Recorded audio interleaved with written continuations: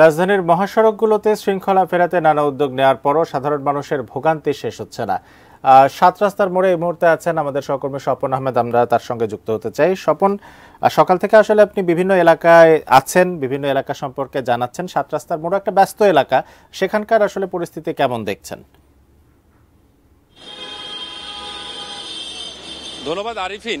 আপনি যেমনটি বলছিলেন যে সকাল থেকেই আমি আসলে রাজধানীর বিভিন্ন মহাসড়কগুলোতে নিয়ে এই রাস্তাগুলোর পরিস্থিতি কেমন, এখানে যানজট কেমন, সেই পরিস্থিতি নিয়ে কাজ করছিলাম। এখন এই মুহূর্তে আছি আমি মহাখালী এবং সাত রাস্তার একদম মাঝামাঝি একটি জায়গায়। এখানে চিত্র আপনাকে দেখাই আরিফিন।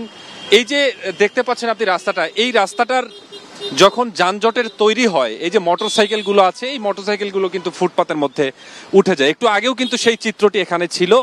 এখন এই সিগন্যাল ছেড়ে দেওয়ার কারণে এই এখন আসলে দেখাতে পাচ্ছি না, তবে একটু আগেও এটি ছিল। তো সর্বশেষ এটা বলতে হয় আরিফিন, এই যে মহাসড়কগুলোর অবস্থা, এটি আসলে প্রতিটি ক্ষেত্রেই নিয়ম মানার যে প্রথাটি এই ঢাকা শহর রাজধানীতে যে মোটরসাইকেল, সিএনজি, প্রাইভেট চালক, বিশেষ করে মোটরসাইকেল এবং গণপরিবহনগুলো, এটি কিন্তু একেবারেই নেই। তারা বিভিন্নভাবে তারা যাতায়াত করছেন, লেন পরিবর্তন করছেন অতি দ্রুত যাওয়ার কারণে।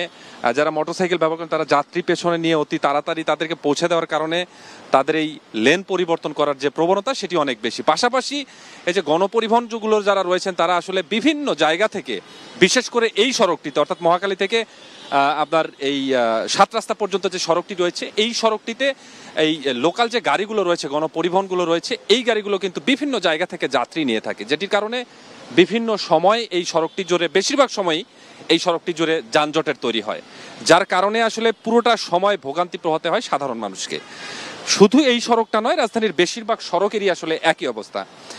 তো আমি আসলে সকাল থেকে যেটি দেখতে পেলাম, রাজধানীতে সাধারণ মানুষের যেটি দাবি যে আইনের যে বাস্তবায়ন, সেটি যদি সঠিকভাবে না হয়, এই প্রবণতা থেকে আসলে বেরিয়ে আসা সম্ভব নয়, যা পরবর্তীতে আরও বেশি ভোগান্তি তৈরি করবে সাধারণ মানুষের।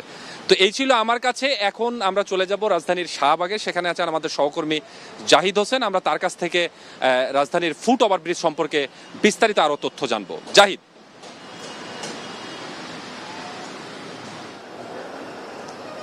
স্বপন, সকাল থেকে কিন্তু আপনি এবং আমি নগরের বিভিন্ন এলাকা ঘুরে ঘুরে নাগরিক যে সকল উশৃঙ্খলতা দেখা যায় সড়কে, সেগুলো নিয়ে দেখছিলাম, খোঁজ নিচ্ছিলাম, কথা বলছিলাম মানুষদের সঙ্গে। তো আমি এখন অবস্থান করছি শাহবাগ এলাকায়, এবং সেখানেও কিন্তু সকালে যে চিত্র আমরা দেখেছিলাম অন্যান্য এলাকায়, এখানেও একই চিত্র।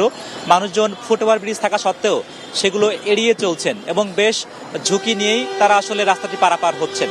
এবং অনেক ক্ষেত্রে যদিও অভিযোগ ছিল যে ফুট ওভার ব্রিজগুলো বেশ নোংরা, অস্বাস্থ্যকর, এবং অনেকেই সেখানে নেশাদ্রব্য ফেলে রাখে, যে কারণে আসলে চলাচল করা খুব দুষ্কর হয়ে যায়। কিন্তু এখন যেখানে অবস্থান করছে সেটি কিন্তু এই অভিযোগটি খাটে না, কারণ এখানে কিন্তু শাহবাগের যে ফুট ওভার ব্রিজটি বেশ আমরা পরিষ্কারই দেখতে পেয়েছি।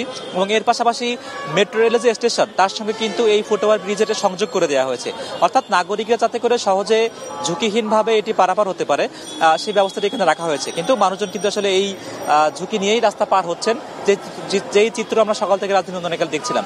অবশ্য আমরা এখানে স্থানীয় মানুষের সঙ্গে কথা বলেছি যারা ঝুঁকি নিয়ে পার হচ্ছে, তারা কিন্তু আমাদেরকে এই উত্তরই দিয়েছেন যে আসলে মেট্রো রেল পার হয়ে তারপরে আসলে ফুট ওভার ব্রিজ ব্যবহার করে চলে আসা, এটি অনেক দীর্ঘ সময় সাপেক্ষ ব্যাপার তাদের জন্য। এবং যারা আসলে কর্মে যাচ্ছেন কিংবা শিক্ষা প্রতিষ্ঠানে যাচ্ছেন কিংবা কেউ অসুস্থ ব্যক্তি যারা পার হচ্ছেন, তাদের কিন্তু এটি খুবই সাধারণ একটি অভিযোগ তারা করছেন, যে আসলে এটির উঠতে যে সময় লাগে কিংবা উঠতে যে কষ্টকর বিষয় হয়ে দাঁড়ায়, তারা সেটিকে আসলে কারণ হিসেবে দেখাচ্ছেন এটি এই ফুট ওভার ব্রিজটি ব্যবহার না করার জন্য। তবে আমরা কিন্তু এর আগে একজন মনোবিজ্ঞানীর সঙ্গে কথা বলছিলাম, তিনি কিন্তু আমাদেরকে জানিয়েছেন মানুষজন যে আসলে এই পদ্ধতিটি ব্যবহার করছে বা এই নিয়মটি উপেক্ষা করছে, তার সব থেকে বড় কারণ কিন্তু আসলে প্রতিযোগিতা।